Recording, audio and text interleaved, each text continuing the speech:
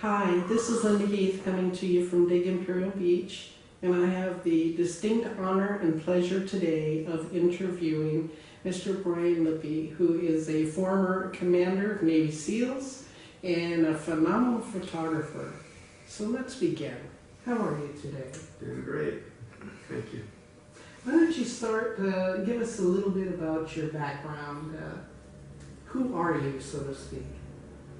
Hey, well, I'm just a local guy from, I went to Vista High School and graduated in the early 70s and joined the Navy after that and went into the SEALs and made a career out of that, spent 25 years.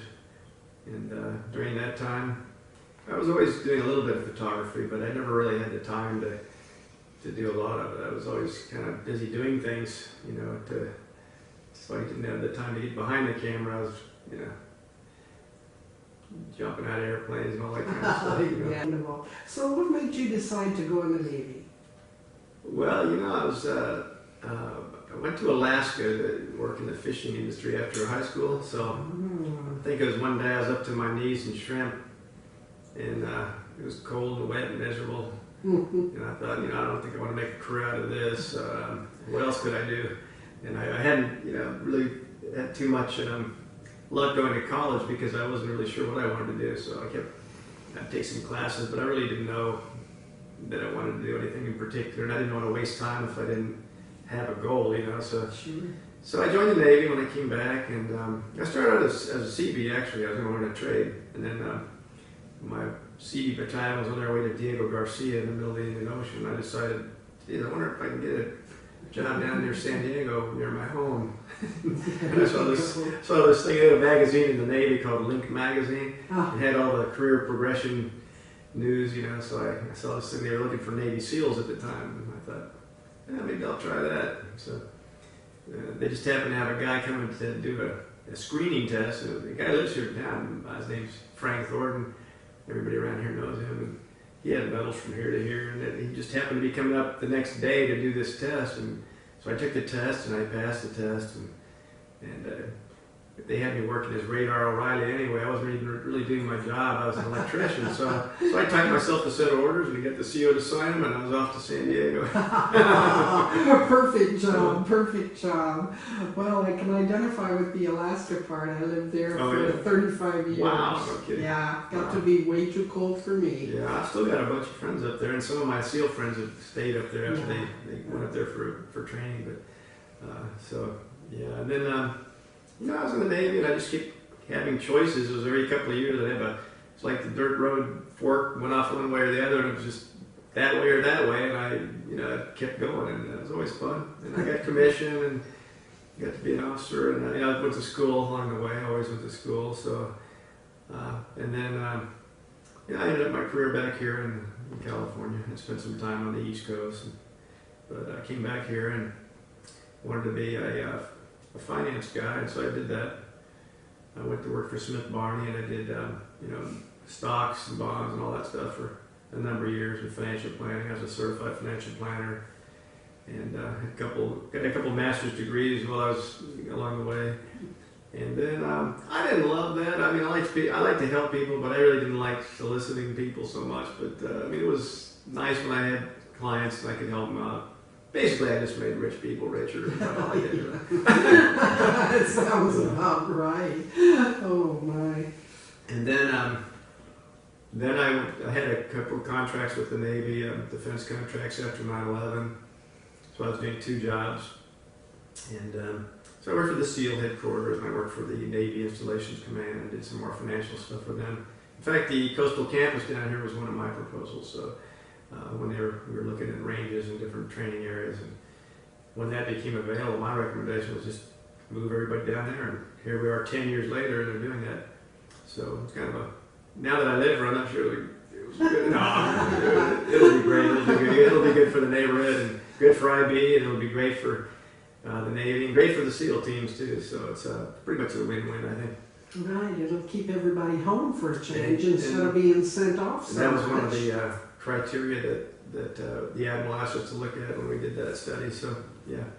Very good, very good. Well, we thank you for that suggestion. The whole area down here is just so looking forward to it and finding out how things are progressing. Well, just as an aside, I know that you do extremely wonderful photography. I'd love to follow you around someday and see how you do it. But what got you so interested in that? Was it just seeing the world through different eyes, or? Well, I always liked it, but my neighbor gave me a box camera when I was about 7 years old, so I'd save up, I'd collect bottles and save up so I could buy a roll of black and white film. And eventually I had a black and white, little dark room so I could make my own prints. And I did a little bit of everything. And in the Navy, I did the photo intel stuff as part of my job. And we had a lot of, everybody gets a little training in that. So I just always liked it. And then when I retired a couple of years ago, I decided to get another camera. So I bought a camera and I was messing around with it. And then my wife started doing oil paintings. So she's got all these, she doesn't have any hair, but we have oil paintings all over. She's very good. Yes. And so I started taking pictures so she'd have something to paint, because plein air is a little difficult to get out and stand outside and paint. It's almost impossible because the light changes and people bother you and everything. So I started taking photos so she could paint something, and then I was taking pictures of her prints so she could post them or reproduce them and things like that. But then I just started to enjoy it myself, to get out and do my own thing, and I always like buying gadgets, so I bought some more lenses, and one thing led to another.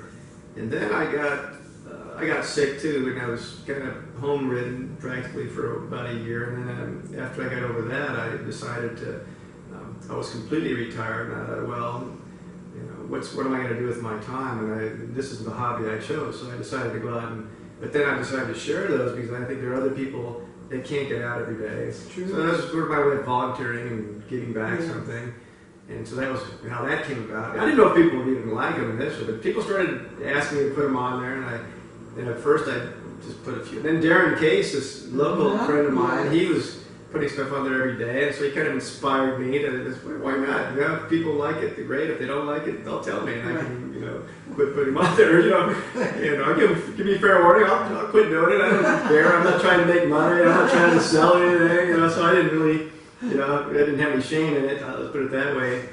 And then I started getting better at it, and I started getting feedback from people, and some other photographers, and every now and I took a few lessons, and then one thing led to another, and that's kind of where I'm at now. I'm just keep trying to get better and do a little bit every day, so I keep getting more familiar with the equipment and with the lighting and everything, So then I read about it. I go on YouTube. I don't do anything part way when I do it. I go out and study all the equipment. I study the techniques. I study the other people's work. I just keep doing it. That's what I do. So then I got into the post-production. So I had the software on my laptop, and so I'm sitting around resting, and that's what I do when I'm sitting on the couch, kind of watching TV or something. I'm doing post-production kind of things.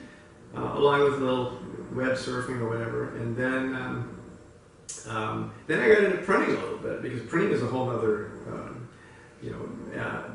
discipline, and that's to get your prints or your artwork from the canvas to reproduce the same colors that's an art to itself. To get the right actually get the dimensions right, the right lens, the right color scheme. They actually have tools you can do that, where you calibrate your computer screen and your printer and everything.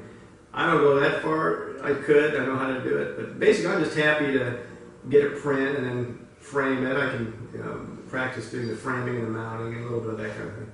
But I've come to the conclusion that it's far easier just to put it on the internet on a Chrome Digital or one of these printers and have them do the printing on metal or something, which I like right now. And then I don't even have to get off the couch. I can set that thing up the way I want it, shoot them electronically. They do the printing and they mail it to me, and it's wherever I want it sent, and it's easy to do. And if somebody wants to buy one, which I sell some here and there, I just send them a invoice on PayPal, so that's even pretty easy too. Yeah. Oh, if someone likes this photography, where Oh yeah, that's true. If somebody does want to have your photographs for their own, how can they get a hold of you so that can be arranged? Yeah, they can either IM me on Facebook. They could, or I'll give them my phone number. They can call me. They can come and look at the different samples and things, and if they're around here, or just pick out. Just tell me the size, the print, image they want, the size, and finish they want, and I'll order it for them. I'll send them an invoice on their email, so they just send me their email, and then as soon as they pay it, I'll order it. It takes about a week or two to get it. Wow, that's fantastic. Mm-hmm. Yeah, no, I probably would love to have just a whole wall in my house with your sunsets on it. Yeah, I mean, I'm going to build one, or for we're remodeling a bedroom. It's going to be the a sunset on the back of the bed, over the bed. So nice, peaceful thing. And so I have a couple of corporate clients and things, and if people want them, I'll make them for them. That's wonderful. Yeah, they're absolutely phenomenal. Thank you. You have a tremendous eye. Your detail is just absolutely spectacular. Thank you. Appreciate Great that. contrast and depth, and I just can't imagine that. Great. Well, I've had such a pleasure talking with you. Thank you so much for talking with us today. You're welcome. Appreciate And that. we will keep in touch with you. Okay. And I wanted to thank you personally for your service. Thank you. And this month My of pleasure. November, we're celebrating you. Thanks. So we'd like to ask everyone to look at our site this month. We are celebrating our phenomenal veterans. And I can't think of a better way to do it to start than with Brian Lippe being a former SEAL commander. Thank you so much for being with us today, and we'll talk with you later. Thanks.